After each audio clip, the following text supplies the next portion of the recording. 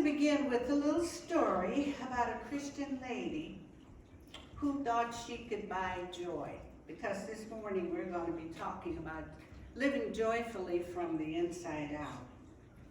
So there was a pastor in the process of building a new church to accommodate his growing congregation.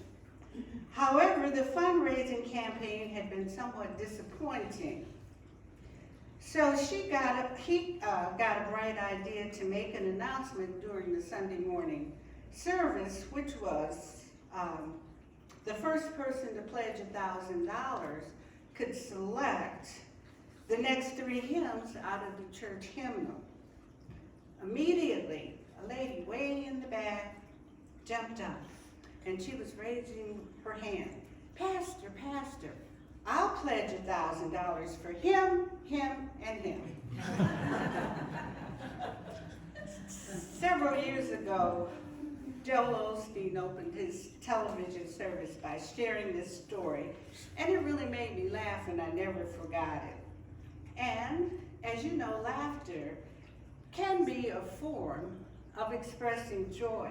And we're about to move into the holiday season, so now joy may be in the forefront of some of our minds. I would guess that if I asked each one of you to explain what this 3-letter word means to you, there would be a different response from each of you. I also would guess that if we all reassembled in the same place a few months from now, after the holiday season, and I asked the same question, we would each have a totally different response. Many of us believe that feelings and experiences have a definite impact on how we perceive joy. Well, my friends, this is the good news. First of all, no one can give you joy. And secondly, no one can take your joy. Your joy is not dependent on someone or something outside of yourself. Now, isn't that an empowering thought? So what is joy? The Bible, with more than 90 references to joy, teaches, and I'm not going to do all 90 this morning, just a few. Let the hills sing for joy. That's found in Psalms 98:8. Everlasting joy shall be upon their heads. That's found in Isaiah 35:10. You shall have joy and gladness. That's found in Luke 1:14. That my joy may be in you and your joy may be full is found in John 15:11. The word joy is used to describe an infinite number of feelings and life experiences. And the common element is that they are all good. Charles Fillmore, co-founder of Unity, discusses this feeling or experience called joy in almost all of his books. And the central theme is how to have a healthy, abundant life through joyful thoughts, which manifests as wonderful life experiences. A great metaphysical definition of joy can be found in the Unity revealing word. Joy is the happiness of God expressed through his perfect idea, man and or woman. And joy and gladness are strength, especially if the mind is fixed on things of spirit. And spirit is that connecting energy which is greater than us individually. So I ask you, is it reasonable to consider that this thing called joy is spiritual energy with transformative power? We sing, we dance, and we laugh, and that energy flows from the depths of our being. In other words, joy is a spiritual gift, a gift directly from God. And we were born with the capacity to experience joy whenever we choose. For joyful energy is all around us, awaiting our acknowledgement. And we know that energy cannot be depleted. Depending upon your desired use, it just changes its shape and form.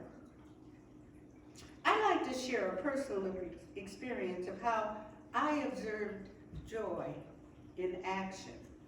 Several years ago, I was privileged to serve as a volunteer at OSU Wexner Medical Center in the intensive care family waiting area.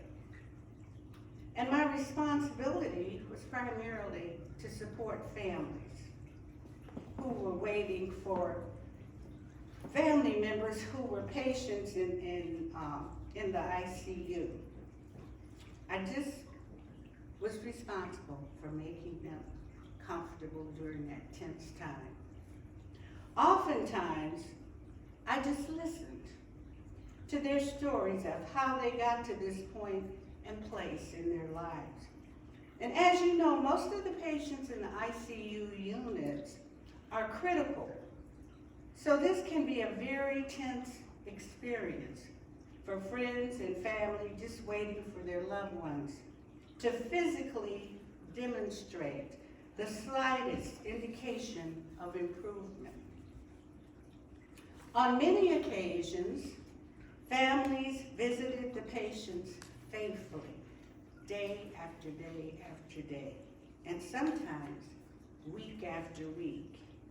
And then finally, one day, the patient responds in a positive way, perhaps opening the eyes, moving a finger, or even a smile. Wow, this is a joyful moment for the family and friends. Some laugh, some cry. They thank the staff, they embrace the physicians. The joy is heartfelt for the people supporting life. If each of us examines our daily activities, we can find opportunities to radiate joy. To know this is so liberating. We are responsible for our joy. Not anyone or anything out in the world is responsible. So why do I not feel joyful all the time?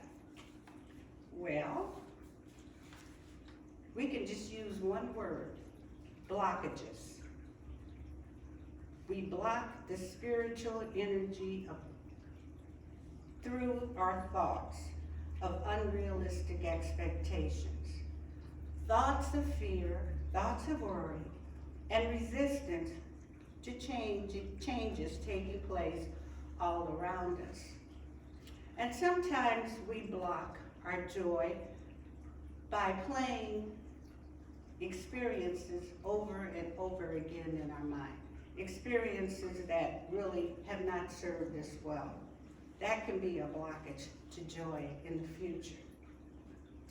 I think one of Charles Fillmore's best books is entitled Jesus Christ Heals. And he writes quite eloquently about fear and worry. He states the best of us are subject to cross currents of worry that interfere with the even flow of God's thoughts into our consciousness. Jesus warned his followers not to be anxious about what they should eat, drink, or wear. In all literature, there is no finer comparison than given by Jesus when he pointed to the flowers and said, "Consider the lilies of the field, how they grow. They toil nor neither do they spin. Yet I say unto you that even Solomon in all his glory was not arrayed like one of these." A more contemporary discussion can be found in a book entitled Spiritual Liberation, Fulfilling Your Soul's Potential by Michael Bernard Beckwith, who is a spiritual leader and founder of Agape International Spiritual Center. And he cautions that most individuals do not penetrate deeply enough into their core essence to touch their true nature of happiness. Instead, they are content to remain on the surface, looking everywhere outside of themselves to find what has never been lost.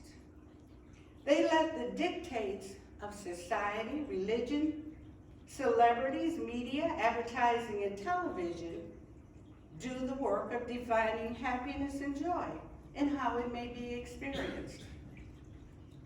As long as this is the depth of individuals seeking, only disappointment can result.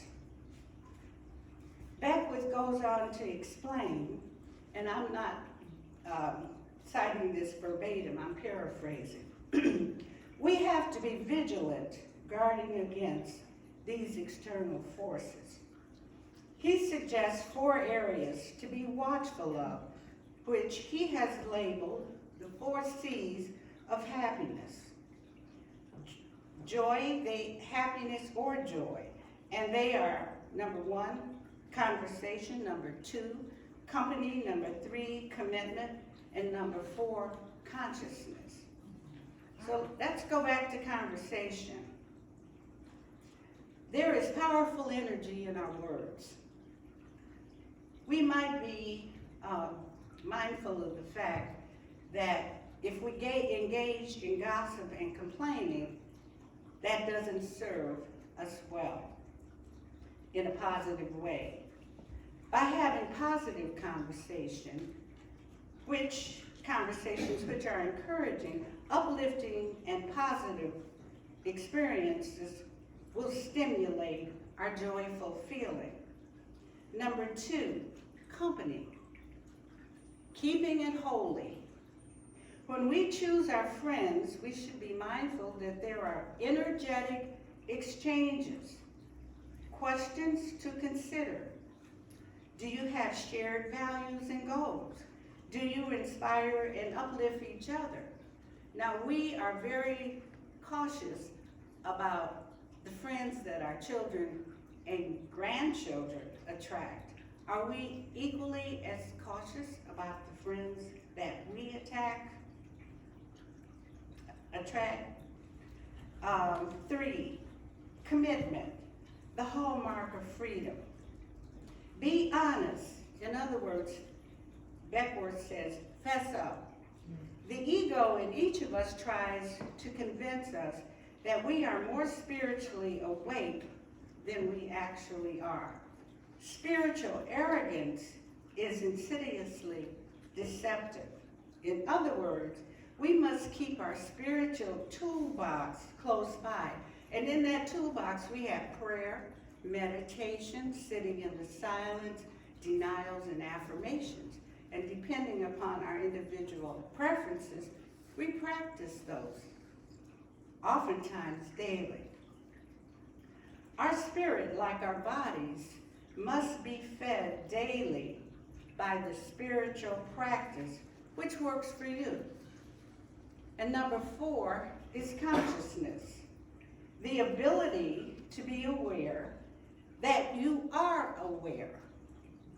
Beckwith explains that the word consciousness is thrown about so casually that it's easy to lose sight of what it means, even more so when it is defined as being awakened. Awakened consciousness is a state of being aware that you are aware. It is a realization that you are the watcher, the witness within you, and the analyzer. Beliefs, concepts, and perceptions are the contents of consciousness, but they are not consciousness itself. We know they are not consciousness because they can be changed, shifted, and transformed. Consciousness itself is the changeless, formless, ever-existing aspect of our being that is not influenced by anything external. We realize joy at the level of our understanding of joy. So I just want to reiterate those four things. Number one, we should be mindful of our conversation, of the company we keep, and our commitments to feeding ourselves spiritually, and also about how we react to our consciousness. So in closing, we now know that there is joy in daily activity.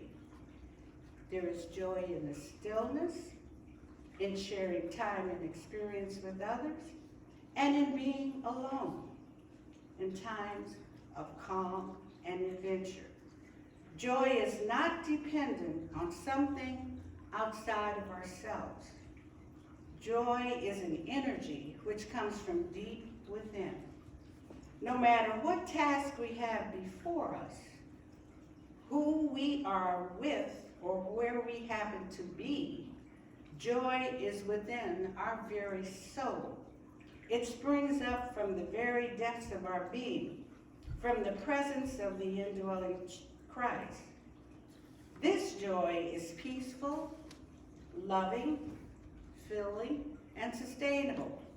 And as we approach the holiday season, we may look at our experiences and determine what would help us to have a more joyful, prosperous holiday season.